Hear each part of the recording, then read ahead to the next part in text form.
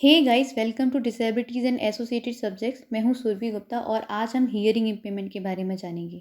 क्योंकि hearing impairment का सीधा संबंध हमारे कानों से है, तो सबसे पहले जानते हैं कि किस तरीके से और किस किस पार्ट के थ्रू एक साउंड हमारे कानों से होके गुजरता है और किस तरीके से ब्रेन उसको रिकॉग्नाइज करता है। आपको एक इमेज दिख रही होगी जिसमें ईयर का स्ट्रक्चर बना हुआ है।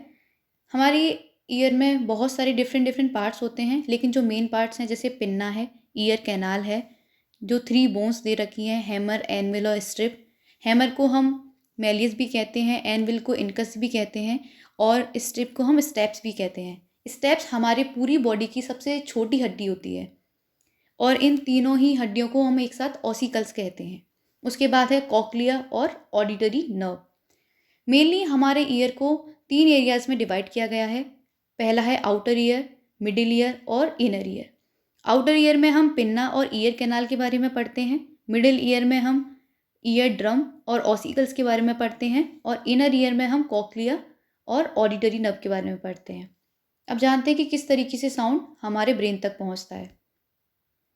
पिन्ना जो बाहरी पार्ट है, हमें जो सामने से दिखता है, उसको हम पिन्ना कहते हैं। पिन्ना हमारे आसपास के सारे साउंड को कलेक्ट करता है। उसके बाद वो ईयर कैनाल के थ्रू हमारे मिडिल ईयर तक पहुंचता है और वो साउंड वेव जब ईयर ड्रम पे टकराती हैं उसके बाद वो वाइब्रेशन क्रिएट करती हैं। उसके बाद जो साउंड वाइब्रेशंस जो होते हैं वो हमारे ऑसिकल्स के थ्रू हमारे कॉक्लिया तक पहुंचते हैं।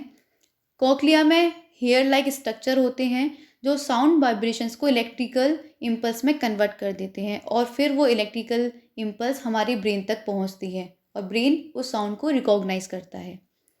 लेकिन हम बात करते हैं अब हियरिंग इम्पेयरमेंट की।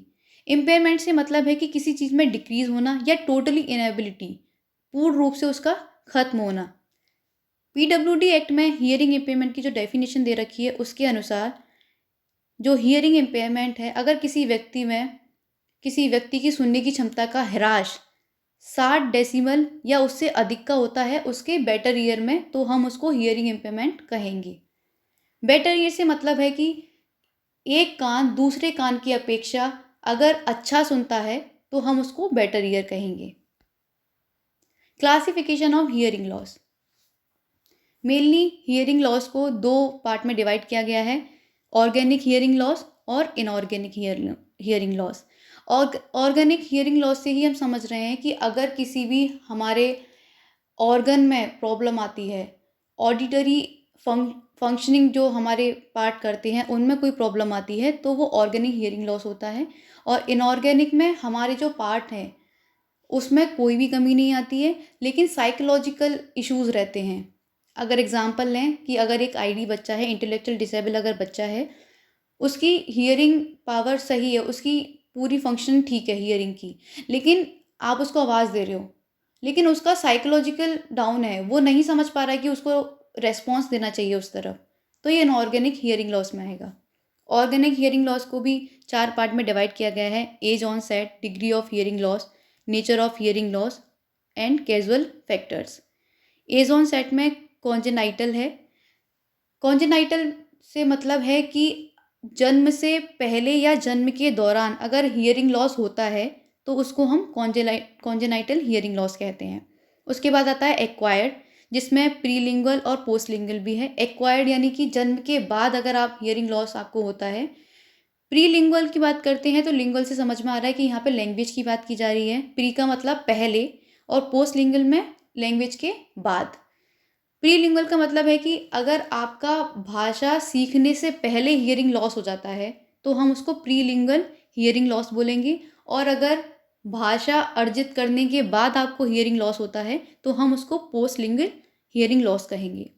डिग्री ऑफ हियरिंग लॉस की बात करें तो 6 पार्ट में डिवाइड किया गया है इसको, 0 to 25 dB। dB का मतलब यहाँ पे डेसिमल से है।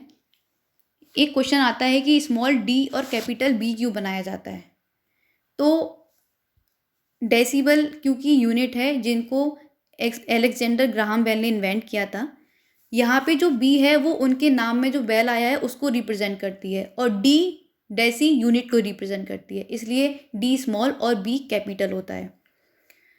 अगर कोई व्यक्ति 0 से 25 डेसिबल में की रेंज में सुनता है तो उसको नॉर्मल हियरिंग कहेंगे। अगर कोई 26 टू 40 डीबी में सुनता है तो उसको माइल्ड लेवल का हियरिंग लॉस है। इसी प्रकार मॉडरेट, सीवियर और जो 91 प्लस सुनता है उसको प्रोफाउंड हियरिंग लॉस होता है। नेचर ऑफ हियरिंग लॉस की बात करें तो सडन और प्रोग्रेसिव होता है। सडन यानी कि अचानक से अगर आपको हियरिंग लॉस हो जाता है, जैसे कि अगर कोई एक्सीडेंट हो गया, आप नॉर्मल थे, एक सामान्य व्यक्ति है जिसकी सामान्य हियरिंग है, अगर उसका एक्सीडेंट हो जाता है अचानक से किसी भी दुर्घटना के कारण, तो उसको सडन हियरिंग लॉस हो जाता है, तो इसको हम सडन हियरिंग लॉस कहेंगे। प्रोग्रेसिव, धीरे धीरे आप माइल्ड से सीवियर और प्रोफाउंड की तरफ बढ़ रहे हैं। माइल्ड हियरिंग लॉस है, फिर धीरे धीरे बढ़ते हुए वो प्रोफाउंड लेवल तक पहुंच गया, ये प्रोग्रेसिव है। कैजुअल फैक्टर की बात करें तो ये मेन 3 टाइप होते हैं: कंडक्टिव, सेंसरी न्यूरल और मिक्स्ड। कंडक्टिव में अगर आपके आउटर ईयर और मिडिल ईयर में कोई भी खराबी होती है तो वो कंडक्टिव हियरिंग लॉस होता है। सेंसरी न्यूरल में हम जो हमारी ऑडिटरी नर्व होती है या फिर इनर ईयर में कोई प्रॉब्लम आती है, उसकी वजह से अगर हमें हियरिंग लॉस होता है तो हम उसको सेंसरी न्यूरल हियरिंग लॉस कहते हैं। मिक्स्ड में कंडक्टिव और सेंसरी दोनों ही आते हैं। अगर आपको कंडक्टिव और सेंसरी दोनों ही हियरिंग लॉस है तो उसको हम मिक्स्ड हियरिंग लॉस कहेंगे। कॉजेस क्या क्या होते हैं हियरिंग इम्पेयरमेंट के? मेन 3 कॉज हैं: प्रीनेटल, नेटल और पोस्टनेटल। जन्म से पहले, जन्म के दौरान और जन्म के बाद। जन्म से पहले अगर कोई माँ बच्चे को कंसीव की हुई है और अगर वो कुछ धूम्रपान करती है या फिर वो ड्रग्स लेती है कुछ, तो ये एक रीज़न हो सकता है कि बच्चा आपका श्रवण बाधित होगा। उसके बाद उसके साथ साथ जैसे अगर माँ को पीलिया हो जाता है, जॉन्डिस हो जाता है या उसको तेज बुखार आ जाता है, तो ये भी एक कारण है कि बच्चा आपका हियरिंग इम्पेयर्ड होगा। इसके साथ साथ अगर नेटल की बात करें तो जन्म के दौरान अगर बच्चे को चोट लग जाती है या बच्चा गिर जाता है या बच्चा उस समय रोता नहीं है या बच्चे की बॉडी जन्म के दौरान बहुत ज़्यादा नीली है, तो ये कुछ कारण हैं जिससे हम पता लगा सकते हैं कि बच्चा हियरिंग इम्पेयर्ड हो सकता है। पोस्टनेटल की बात करें तो मान लीजिए अगर बच्चे को जन्म के बाद बहुत तेज बुखार आ जाता है और हम उसको दवाइयाँ देना शुरू करते हैं, बहुत ज़्यादा ड्रग्स ओवरडोज हो जाती हैं, तो इससे बच्चा श्रवण बाधित हो सकता है। और अगर कोई एक्सीडेंट हो जाता है तो भी बच्चा श्रवण बाधित हो सकता है। सिम्टम्स की बात करें तो ये नॉर्मल सिम्टम्स हैं। मैंने किसी भी हियरिंग लॉस के एस्पेक्ट के साथ नहीं लिखे। हम इसको नॉर्मली समझ सकते हैं, जैसे कि आपके कान में अगर इन्फेक्शन हो जाता है, अगर आपके कान में बहुत ज़्यादा पेन है तो ये सिम्टम है, आपको डॉक्टर को दिखाना चाहिए। ईयर ब्लीडिंग होती है, ईयर वैक्स ब्लॉकिंग हो जाती है, बहुत ज़्यादा ईयर वैक्स अगर आपके कान में है तो आपको सुनने में प्रॉब्लम आती है। इसके साथ साथ अगर आप बहुत ऊँचा सुनते हैं तो ये भी सिम्टम है कि आपको हियरिंग प्रॉब्लम हो सकती है माइल्ड लेवल की। मैनेजमेंट, हियरिंग एड्स बहुत सारे मार्केट में हियरिंग एड्स प्रोवाइड किए गए हैं, जैसे कि मैं आपको पिक्चर्स में आप देख सकते हैं कि मिनी कैनाल और full shell ITE, BTE behind the ear, इस तरीके से। और सर्जरी की बात करते हैं तो कॉकलिया इम्प्लांट है, जैसे मिडिल ईयर इम्प्लांट है। इस तरीके की बहुत सारी सर्जरी हैं जिससे हम हियरिंग लॉस का मैनेजमेंट कर सकते हैं। तो इसी के साथ वीडियो को ख़त्म करते हैं। Thanks for listening. If you like the video please share. जय हिंद।